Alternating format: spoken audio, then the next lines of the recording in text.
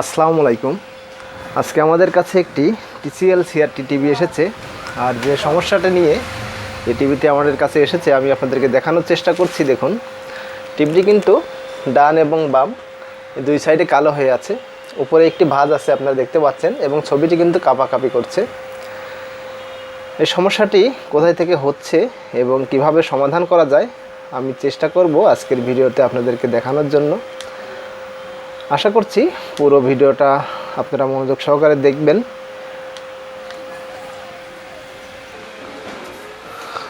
সমস্যাটি সমাধান করার জন্য আমি টিভিটি খুলে নিয়েছি। আমি চেষ্টা করব আজকের ভিডিওতে এই সমস্যাটি কোথায় থেকে হচ্ছে, কিভাবে হচ্ছে আপনাদেরকে দেখানোর। এ ধরনের সমস্যা আমরা প্রায়ই পেয়ে থাকি। সমস্যাগুলো খুবই কমন। এটি TCL টিভির লাস্ট মডেলের একটি টিভি TCL এর আইসি নাম্বার আছে হচ্ছে 11105 TDA 11105।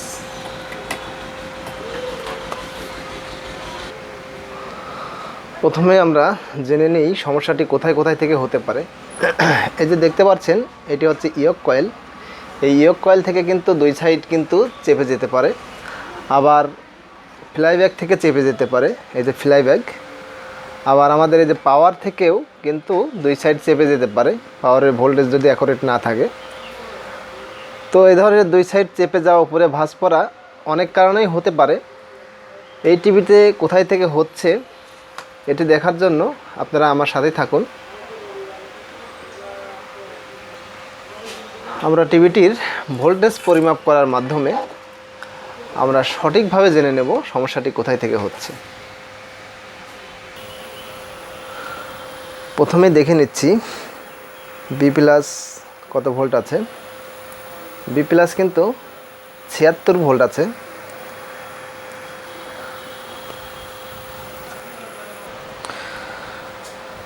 যেখানে থাকার কথা ছিল 100, 110 ভোল্ট, সেখানে দেখাচ্ছে B+ অনলি 73, 75, 76 এরকম দেখাচ্ছে। তারপরে যে ভোল্টেজটি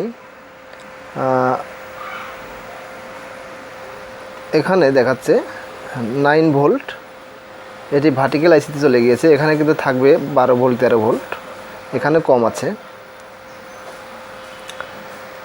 এখানে দেখাচ্ছে 17 ভোল্ট, এখানে ভোল্টেজটা দেখাবে 25 ভোল্ট। এটি ডাইভার ট্রান্সফরমারের ভোল্টেজটি চলে গিয়েছে। এখানে দেখাচ্ছে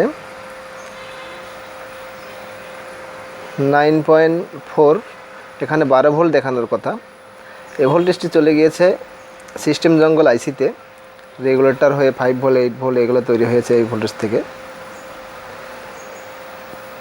এখানে ভোল্টেজ দেখাচ্ছে 8.3 বা 8 ভোল্ট, এখানে কিন্তু দেখানোর কথা 12 ভোল্ট। ভার্টিক্যাল আইসির এখানে একটি ভোল্টেজ -9 ভোল্ট দেখাচ্ছে।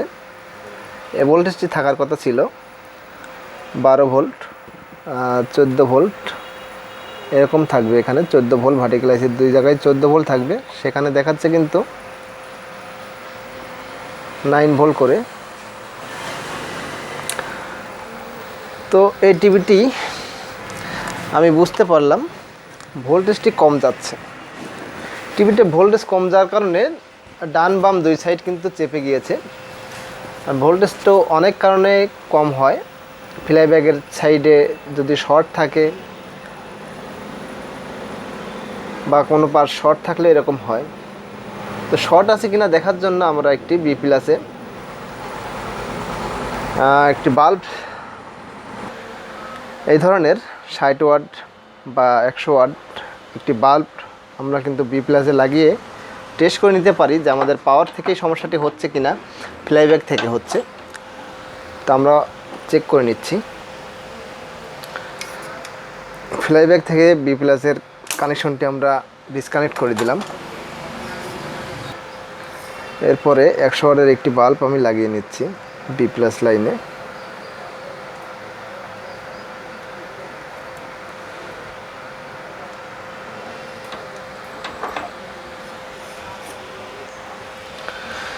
টিভিটিতে আমি পাওয়ারটি অন করে দিচ্ছি। দেখুন 75 77 এরকম ভোল্ট দেখাচ্ছে আমাদের মিটারে এবং বাল্বটি কিন্তু জ্বলে আছে। এতে করে আমি বুঝতে পারলাম যে আমাদের ফ্লাইব্যাক ইয়ক কয়েল এই ধরনের সাইডে থেকে হচ্ছে না, আমাদের পাওয়ারটি দুর্বল। তো পাওয়ারটি দুর্বল হলে আমরা পাওয়ার সাইডে কাজ করতে হবে আমাদেরকে। পাওয়ার কেন দুর্বল হচ্ছে,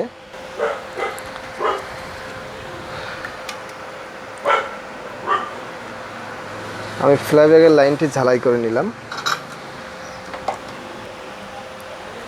এবং পাওয়ারের থেকে সমস্যা হলে আমরা কোন কোন সাইড দেখতে পারি সেটি দেখানোর জন্য। পাওয়ারে যদি ভোল্টেজ কম আসে তাহলে অনেক পার্সের থেকেই কম আসতে পারে। যেমন এখানে আছে এসটিআর, এখানে ক্যাপাসিটার আছে, সিরামিক, রেস্টেন, পিছির এখানে ট্রানজিস্টর আছে, এখানে অনেক সময় TL 431 আইসিও থাকে, বা এই যে 160 47 160 ভোল্টের যে ক্যাপাসিটার যদি দুর্বল হয়ে যায় তাহলেও কিন্তু পাওয়ার দুর্বল দেখায়।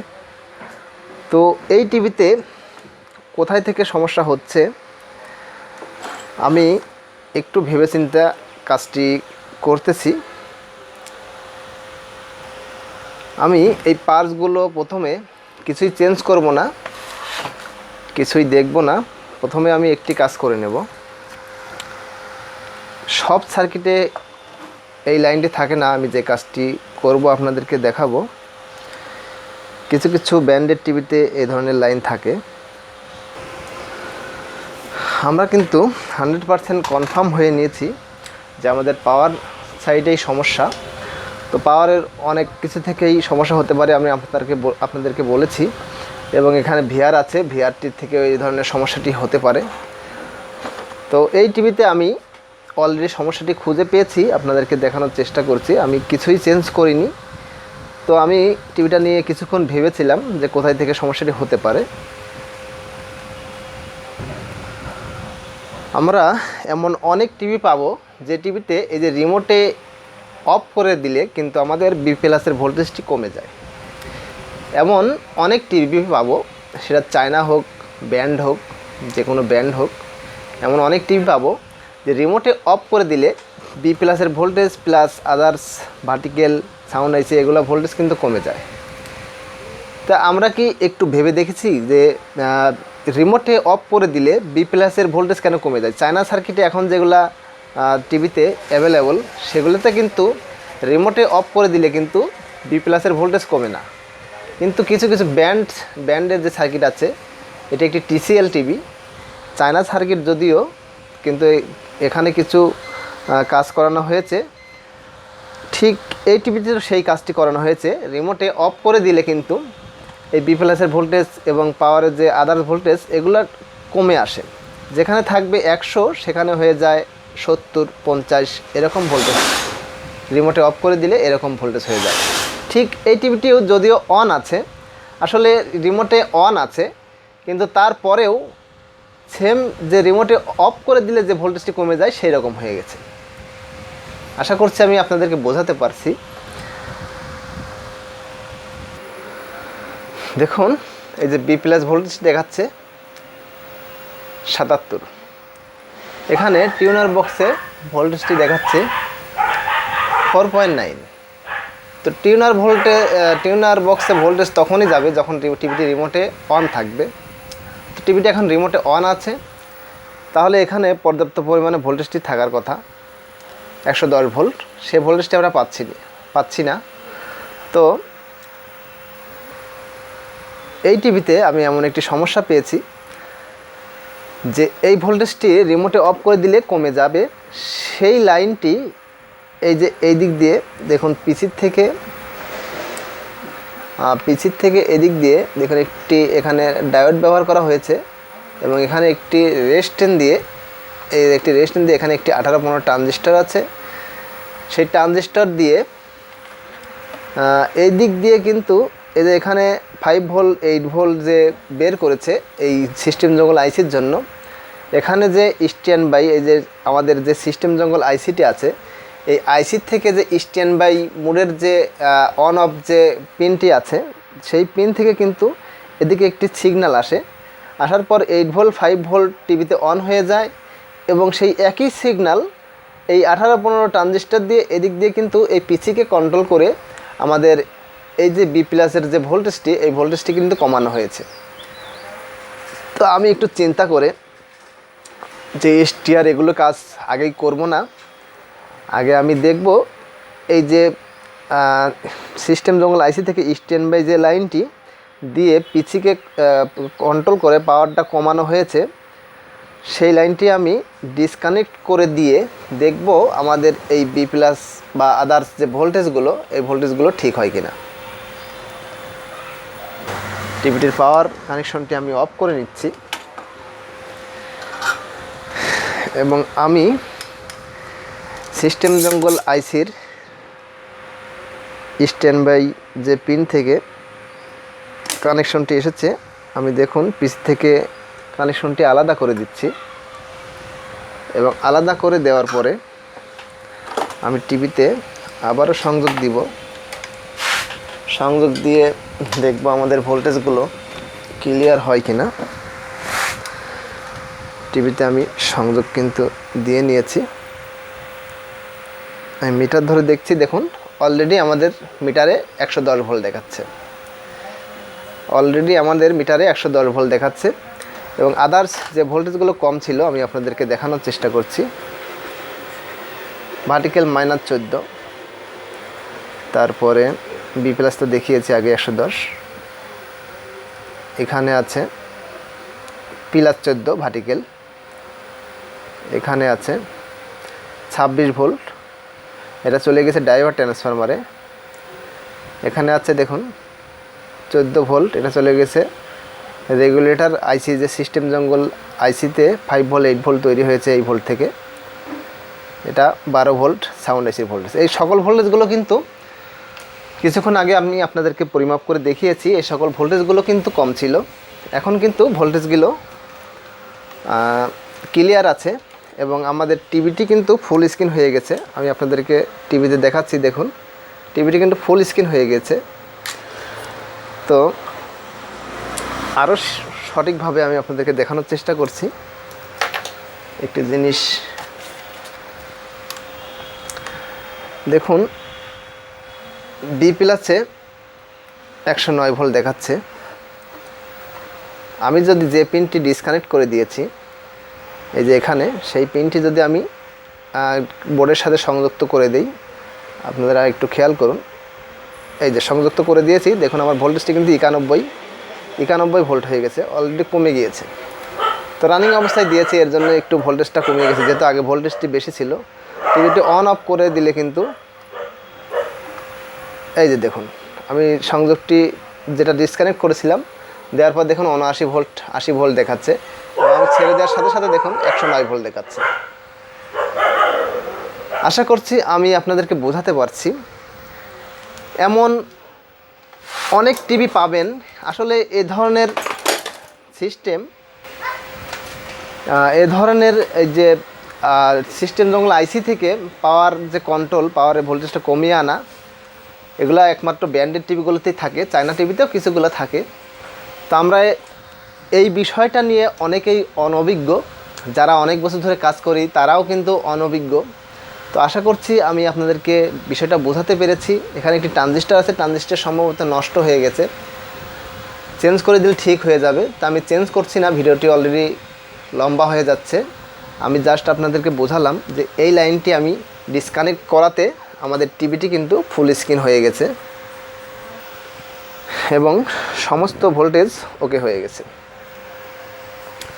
আমরা অনেকেই আছি ভোল্টেজ কম হলে এসটিআর চেঞ্জ করে দেই, রেজিস্ট্যান্সগুলো খুলে খুলে মাপি, ক্যাপাসিটার চেঞ্জ করে দেই। তো আমি আপনাদেরকে একটি জিনিস বলবো, যে সমস্ত টিভিতে এ ধরনের আইসি থেকে পাওয়ার কন্ট্রোল করা হয়েছে সেই সমস্ত টিভিতে আপনারা এ ধরনের চিকিৎসা দিয়ে দেখতে পারেন। কারণ অনেকেই আছি পাওয়ারের সমস্ত কিছু চেঞ্জ করে ফেলেছি কিন্তু সমস্যাটি ওকে হচ্ছে না, শেষ পর্যন্ত আমরা কি করি, কেএলওয়াই লাগাই দিই।